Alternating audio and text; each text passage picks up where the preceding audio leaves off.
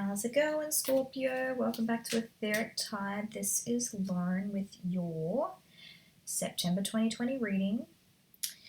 This is for Scorpio, Sun, Moon, and Rising, and this is to see some of the current energies that are coming up for you in September. It could play out in different timing. My readings are generally timeless in nature, so whenever you are listening on this is exactly when you need to hear the message. Alright. Let us see what's coming up for you. Love, career.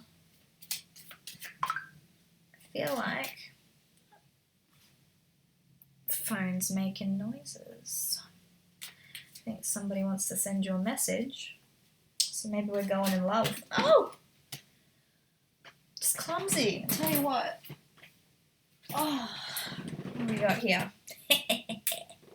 Knew it.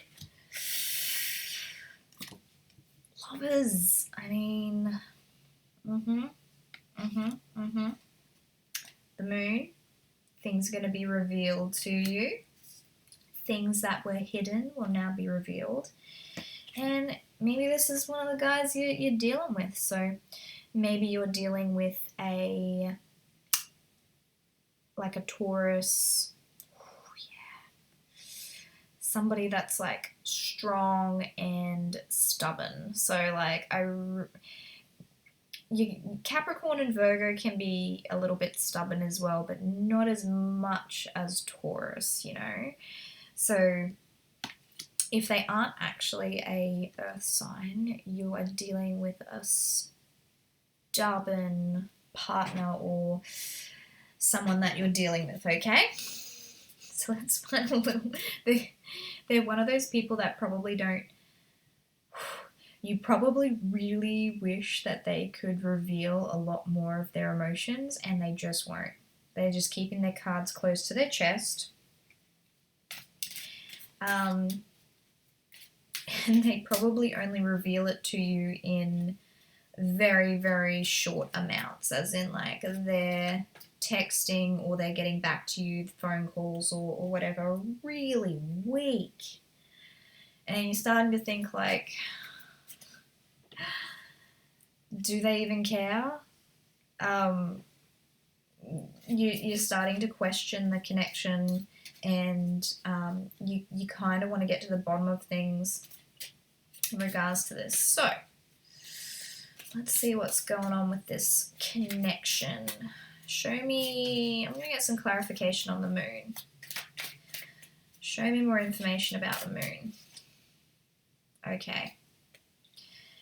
We have the Six of Wands in the reverse. Now, usually this is like about victory. So I feel like there's a fear around this failing, as in self-sabotaging patterns. And this could be playing out from their side or yours. Take what resonates, because it is a general reading. But I feel like that's what's happening. That with relationships, you get to a certain point where things need to move to the next level, or maybe you've gotten just vulnerable enough that things, it's like, okay, we've come so far, we're at that point where we're like, we've gotten this close, or it's been X amount of months. Where are we at? Let's clarify, are we on the same page? And then as soon as it gets to that point, either you or them self-sabotage. And this could be that like all of your fears start coming up and you just start to act weird. And I don't mean that in a bad way. It's just like all of your attachment stuff starts coming up, and it's easier for you to, or them, again, take how it resonates.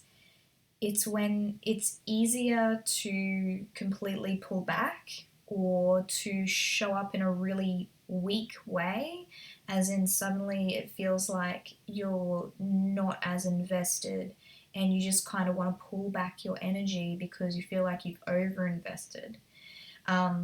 And you kind of want to like just pull back, gather yourself, give yourself like a little personal bubble so you feel like you're not enmeshing with the other person. As in, it's like, oh, things were going so well, and I felt like we were starting to like merge with one another, and I was losing myself within the relationship.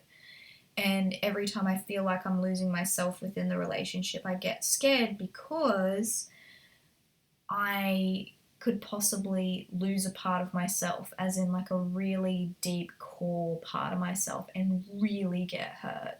So by pulling back in this way, it is like just that defense mechanism to help you out. You may, or they may, revert to things just being of a physical nature. This is the Ace of Wands. This is about passion. This is a rocket of desire, as some tarot readers like to call it. So fill in the blanks. This one shows up when there's a lot of passion and attraction between a relationship. And sometimes some people feel that intimacy is strengthened through sex. Some people feel like they can disconnect from intimacy through sex, as in they think that love and sex are two different things, and they can completely emotionally and physically give themselves over within sex because they don't attach it to love specifically. So you might find that you or they feel safer within that type of intimacy because they, for some reason, associate that with not committing.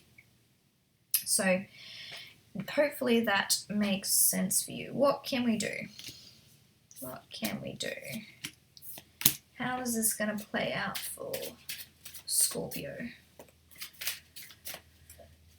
What do they need to know in order to be successful in this relationship? Alright.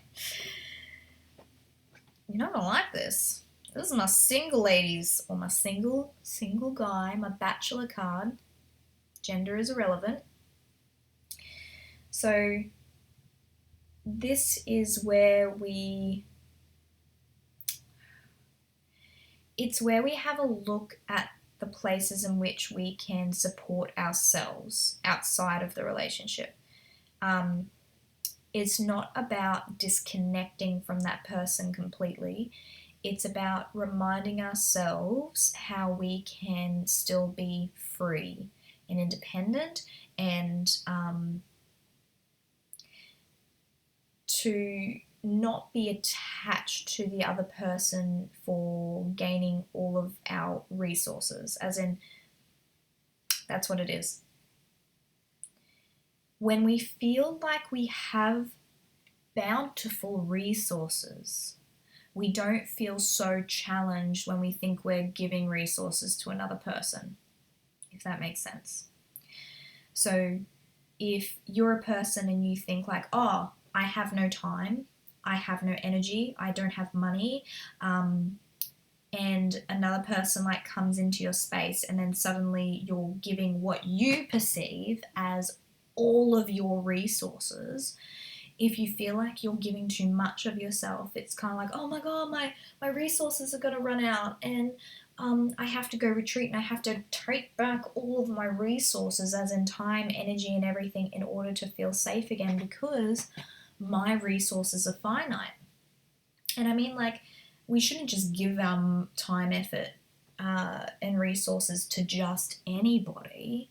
However, we shouldn't feel like we're scarce in our resources, if that makes sense. So, if we are single, we feel like we have tons of time, we have no commitments, we have no, we can do what we want, we can spend as much time as we want with all of our friends, and we're not committed or like weighed down by this other person and having to invest all of our resources in them.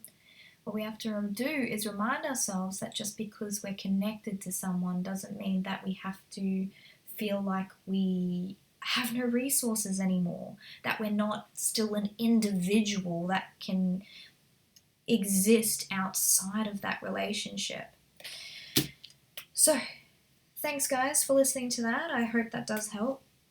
If you would like a personal reading, details are down below, and thanks for the good karma donations, everybody.